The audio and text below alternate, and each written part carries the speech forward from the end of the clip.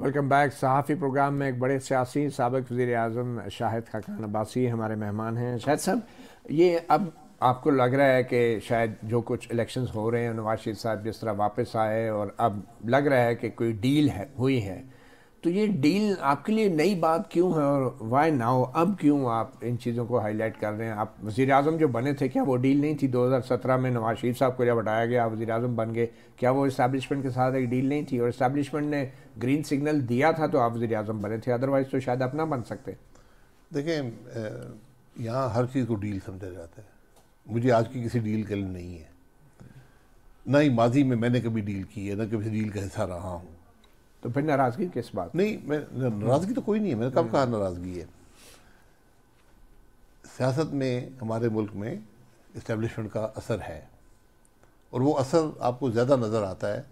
अब तो खैर मामला बदल गया है कि आप पे दबाव आता है कि आप अपनी जमात छोड़ दें या कुछ ऐसी बात कर लें।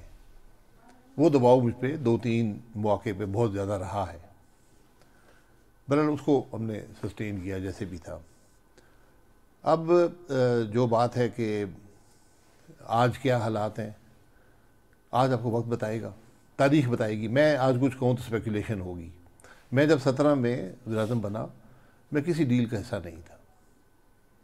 जमात की मीटिंग हुई, मियाँ साहब ने बुलाई, वहाँ पर जो कुछ हुआ मुझसे आप ना पूछें, आप उन लोगों से पूछें जो वहाँ मौजूद थे। वहाँ पूरी PMLN की लीडरशिप मौजूद थी, शहबाज साहब भी थे, मरीम बीबी भी थी, सब उनसे पूछने कि वहाँ पर क्या बातचीत हुई थी। आपने बज़ाहिर रेजिस्ट किया था इसको, जो भी है।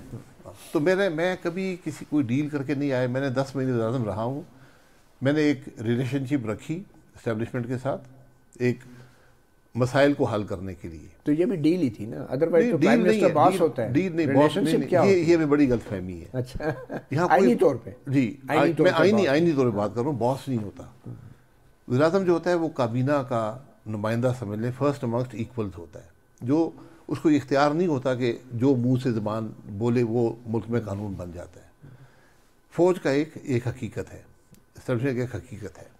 आपने रिलेशनशिप आप बिल्ड करते हैं, दो लोग हैं ना, उसको आप कैसे मेंटेन करते हैं। तो मैंने दो लोग नहीं सर, आइन में कमांड एंड कंट्रोल है फेडरल गवर्नमेंट का। जी, कमांड रिलेशनशिप या दो लोगों की बात में अशखास ही होते हैं ना। आइन तो बात नहीं बोलता नहीं है ना, ये इदारे तो नहीं बोलते ना। दो लोग हैं। मैं सिविल जो एस्टेब्लिशमेंट्स को हेड करता हूँ, मैं वज़ीर-ए-आज़म हूँ, एक आर्मी का हेड होता है। हमारे बराबर होते हैं। हमारे मुल्क में 40 साल मार्शाल्लाह रहा है। सही। आइन वो जो उनका हैसियत है वो लिखी हुई है आइन के अंदर। क्या मुल्क उसके मुताबिक चलता है? बिल्कुल नहीं। ये हमारा सिर्फ अनोखी बात नहीं, पूरी दुनिया में ये मामलात हैं। उन्होंने वक्त के साथ इन मामलात को तय कर लिया है, हम बदकिस्मती से तय नहीं कर सके। तो एक बाजवा साहब के साथ हमने अपना जो मैंडेट था उसको चलाते रहे। जो मियाँ नवाज शरीफ साहब की पॉलिसी थी सबको हमने कंटिन्यू किया।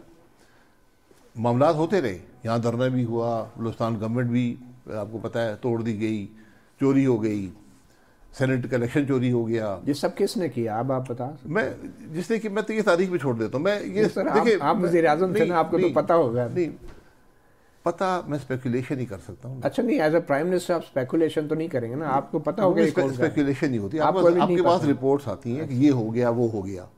वो रिपोर्ट्स आप वेरीफाई कैसे करेंगे? मैं आपको बात कर दूं, कहेंगे देखिए इनको पता था हुकूमत चोरी को। ये सब मामलात हुए हैं। तो आप जनरल बाजवा, जनरल फैज को इल्ज़ाम नहीं देते?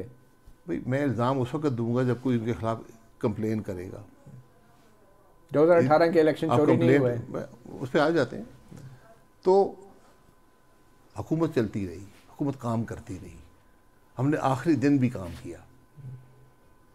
अगर मेरे ये हो रहा था जो कुछ एक एक्स्ट्रा कॉन्स्टिट्यूशनल या जो भी मामलात थे ये हुए, ये हमारी तारीख का हिस्सा है, लेकिन हम हुकूमत भी चलाते रहे। तो इसलिए आपके ये कहना कि वज़ीर-ए-आज़म बेइख्तियार होता है, इख्तियारात नहीं है। इख्तियारात आपके पास होते हैं, कुछ मामलात में इंटरफेरेंस होती है, इसमें ये भी एक हकीकत है, वो नहीं होनी चाहिए, वो वक्त के साथ दूर होती है। लेकिन आप रिलेशनशिप मेंटेन रखते हैं, मुल्क चलाते रहते हैं, मुल्क के मसाइल हल करते रहते हैं, आगे बढ़ते रहते हैं। अगर मैं सिर्फ ये कह दूँ जी मेरे पास आज जो वज़ीर-ए-आज़म हज़रात का इख्तियार नहीं थे, मैं क्या करता? नहीं, तो आप नवाज शरीफ भी तो यही कर रहे हैं ना। तो ठीक नहीं कर रहे जी, वो मुल्क चलाते हैं, आगे बढ़ते हैं। मैं कहता हूँ बिल्कुल ठीक कर रहे हैं। तो कोई डील तो नहीं है ना? कोई भी डील मेरी कोई नज़र में तो कोई डील नहीं कोई है, डील लेकिन वो आपको तारीख बताएगी ना। अच्छा, नहीं अब मेरा सिर्फ जो मैं इख्तलाफ मैंने आपको बता दिया है, जी, वो आज की जो सियासत है, जो इक़्तिदार की सियासत है, हर कीमत पर इक़्तिदार। क्या करना चाहिए था नवाज शरीफ? मैं उस बात को छोड़े, मैं उसमें नहीं करता। देखिए, जो उन्होंने फैसला किया उनका फैसला है, मेरा उस बात से इत्तेफाक नहीं है। अगर आप होते क्या करते? किस चीज पे आपका किस बात पर? किस बात? मतलब आपने कहा ना कि आपका इत्तेफाक नहीं है, किस चीज पे इत्तेफाक नहीं है? उन्होंने ऐसा क्या कर दिया? मैं उस डिटेल में नहीं जाना चाहता। कोई एक बात, मैंने आपको कह दिया ना कि इक़्तिदार बराए इक़्तिदार का मैं कायल नहीं हूँ। क्यों? आप हर कीमत पर इक़्तिदार का वो तो सियासत कर रहे हैं, उनकी पार्टी है, जो फैसले हो रहे हैं अदालतें कर रही हैं। मैं उनके बिल्कुल फैसले से, उनका मर्जी है, जो मर्जी फैसला करें, मैं उसका हिस्सा नहीं बनना चाहता। तो आप भी तो इक़्तिदार के लिए सब कुछ करते रहे। नवाज शरीफ ने ऐसा क्या मुख्तलिफ कर दिया? ये भी आपको गलतफहमी है। क्या मुख्तलिफ क्या किया? मैंने 35 साल सियासत की है, 25 साल अपोजिशन में गुजारे हैं।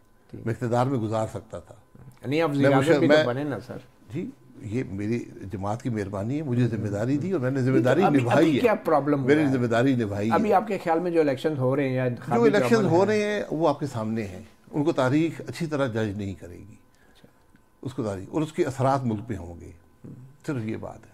क्या इसमें खामी है? आपको वक्त बताएगा। मैं आज तो इलेक्शन हो रहे हैं ना, क्या खामी है आप पता कर लें क्या हो रहा है।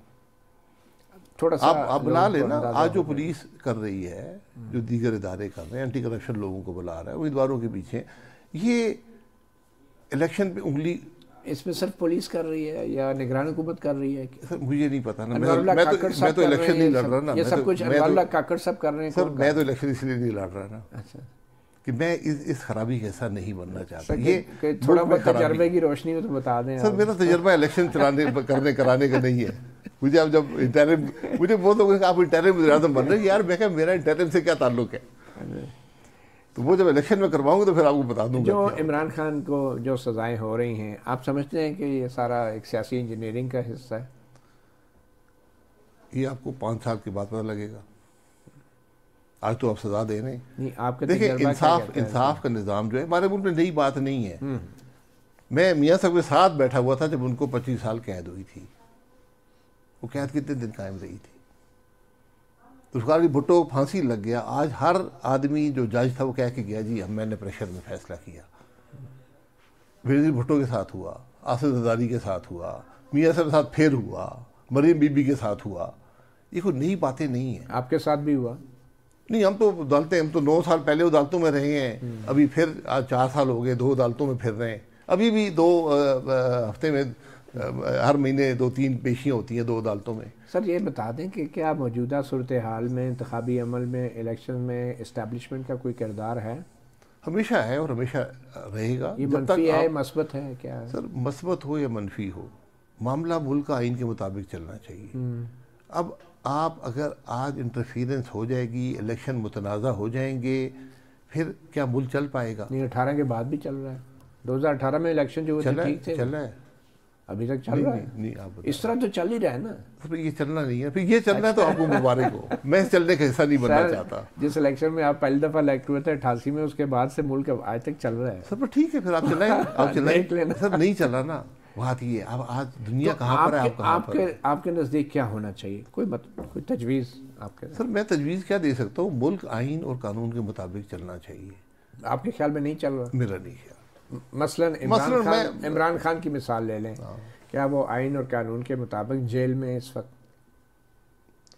जेल में हैं, उन पे चार्जेस हैं। अब मैं कहूँ आइन के मुताबिक नहीं, कानून हैं, जज उनकी ट्रायल करते हैं। अब इंसाफ के निज़ाम में इंसाफ एक बड़ी मशहूर कि इंसाफ होता हुआ नज़र आना चाहिए। जब आप रात के 12 बजे तक केस चलाएंगे, जेलों के अंदर चलाएंगे, उंगली उठ जाती है। उसको लोग कबूल नहीं करते, तारीख कबूल नहीं करती। हमेशा अगर आपने किसी पॉलिटिशियन को सज़ा देनी है, हमने फैसला किया सज़ा दी, आप प्रोसिक्यूट तो सही करें ना। हमारे खिलाफ 13 साजिश केस बना, उस अदालत में पहले दिन 7 सफ़े की टाइप शुदा FIR जज साहब ने उठा के ऐसे बाहर फेंक दी। उसने कहा सब हेर से है। ये उस केस की हकीकत थी। बाद में सज़ा भी हुई, फिर सज़ा हुई। सज़ा नहीं स्टैंड नहीं कर सकती थी स्क्रूटनी को। वो आप किसी अंधे को भी दिखाते हो, कहते हैं जी ये सज़ा बिल्कुल गलत है, और यही हुआ इवेंचुअली। नुकसान तो मुल्क का हो गया ना। तो आप यही कहना चाह रहे हैं कि इमरान खान के साथ जुल्म हो रहा है, ज्यादती हो रही है, वैसी जैसी नवाज शरीफ के साथ आप दोनों का मुआवजा कर रहे हैं। मैं ना इमरान खान साहब का वकील हूँ, नहीं, ना आप उनके नहीं केसेस से मेरा वास्ता है। मैं सिर्फ ये कहता हूँ कि आपने प्रोसिक्यूट करना था, खुली अदालत में करते, इत्मीनान से करते, जैसे बाकी केसेस चलते हैं, ताकि उस पर कोई इबाम ना रहता, कोई उंगली ना उठा सकता। ड्यू प्रोसेस की जिस आदमी ने कानून तोड़ा हो उसको जवाबदेह होना चाहिए, चाहे वो वज़ीर-ए-आज़म हो जिसको आप और मैं मुल्क में बादशाह समझते हैं कि वज़ीर-ए-आज़म बादशाह बन जाता है। वो वज़ीर-ए-आज़म बादशाह नहीं होता, उसके पास कोई इख्तियारात नहीं। कौन होता है बादशाह हमारे मुल्क में? बादशाह नहीं होता ना, कोई भी नहीं होता। कोई बादशाह। और ये अभी जो कुछ भी हो रहा है जिस पे आपको एतराज़ है, इसका जिम्मेदार कौन है? जिम्मेदार तारीख बताएगी आपको कौन जिम्मेदार है, क्या हुआ ये भी तारीख बताएगी। तारीख तो ना आप आज कह सकते हैं ना मैं कह सकता हूँ। 75 साल हो गए, अभी भी आप नहीं कह पा रहे। सर आप भी नहीं कह पा रहे। तो फिर इसमें दूसरों का क्या? देखिए मैं एक जिम्मेदार आदमी हूँ ना, मुझसे आप सवाल कर रहे हैं, तो मैं जिम्मेदारी सी बात, इसके पास मेरे पास सबूत होगा, मैं वो बात करूँगा। चलिए मैं एक छोटी सी ब्रेक लेता हूँ सर। ब्रेक के बाद फिर आगे बहुत सी अहम बातें हैं जो जाननी हैं। साबिक़ वज़ीर-ए-आज़म शाहिद खाकान अब्बासी हमारे साथ मौजूद हैं।